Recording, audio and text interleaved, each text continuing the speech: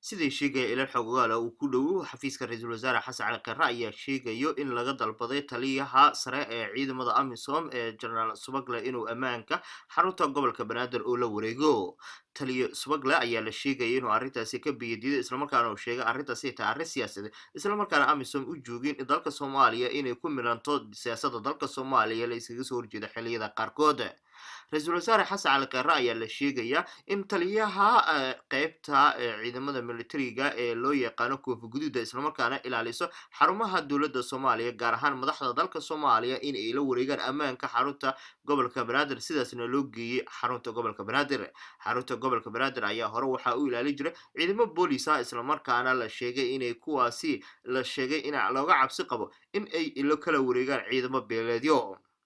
caasimada dalka Soomaaliya ayaa haatan ku jirta xaalad feejignaan kadib markii ay ka dhalatay xilka qaadista lagu sameeyay gudoomiye Taabid ayaa saameyn xoogan ku lahaa caasimada dalka Soomaaliya isla markaana muddo yar ku hantay shacabka Soomaaliyeed ee ku dhaqan gudaha caasimada.